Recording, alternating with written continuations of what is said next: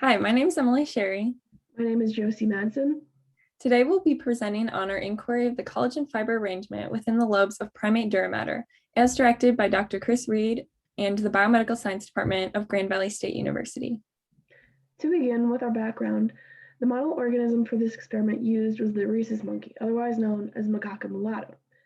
The dura matter of this primate was analyzed, and the tissue on the top layer, the meninges of the brain, is directly bone of the skull. Due to the position of the skull, the dura matter was analyzed as it may be used as a genetic and mechanical regulation for the closure of sutures. This has been seen in previous experiments that have been performed that suggest that the dura matter might play a role in the signaling for the closure of sutures due to its proximity to the sagittal sulcus. As you can see in figure 1.1, we have an example of a rhesus macaque monkey. We had about 4 of these primates dura matters that we were able to analyze, and the dura matter of the meninges layer is seen in figure 1.2 below. Leading into our hypothesis, the closer the collagen fibers of the dura matter are to the sagittal suture of the macaque monkey brain, the more parallel and condensed the fibers will be due to the high development of the area. A high density of collagen fibers may suggest that the dura matter may play a role in cell signaling of the closure of sutures. And we started off our procedure by collecting samples of each lobe of the brain that surrounds the sagittal sinus. We removed small rectangular sections for the left frontal lobe, right frontal lobe, left parietal lobe, and the right parietal lobe, as you can see in the first photo. Once we had the dura tissue for each section of the brain, we proceeded to dehydrate the tissue by using a progressively stronger ethanol solution as our dehydrating agent, until we got to xylenes, which is a known clearing agent and is responsible for removing the alcohol from the tissue before it is embedded in paraffin wax. The next step is to then immerse the dura matter tissue in paraffin wax and let it set so we can create tissue samples 10 microns thick for our slide preparation. The process of slicing the dura matter that is embedded in the paraffin requires the use of a microtome. This tool allows us to create thin slices of the dura matter, which allows us to be able to quantify the collagen fiber arrangement more efficiently. After creating charged slides, we deparaffinize the slides to get rid of the excess paraffin wax so that we could isolate the dura matter itself. Once the excess paraffin was removed, we stained the tissue using a trichrome stain to ensure that the tissue gets a red tint to it when it's looked at under the microscope. Then we used a microscope to take photos of all the slides at 100x and then used image J analysis to determine the nematic tensor quality.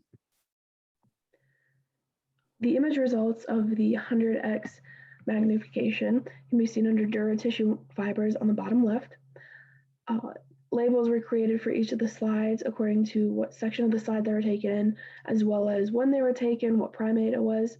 So for example, the top image, LF101620P1M, was labeled such as it is the left frontal section. The dura sample was taken on 101620 from primate 1 male, and this is the slide 2 of that sample tissue. Up to 4 slides were taken of each sample tissue.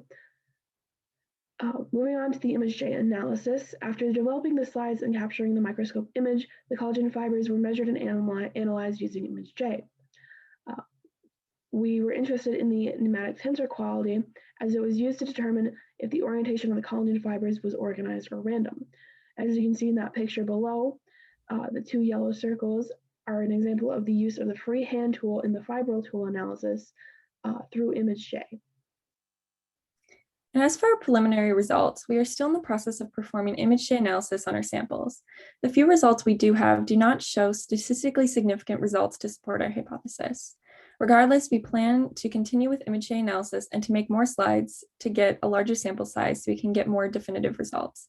And as you can see in that table below, you can see we have a label of what slide and what sample it is, and the nematic tensor quality for both the middle section of the tissue and the section to the right.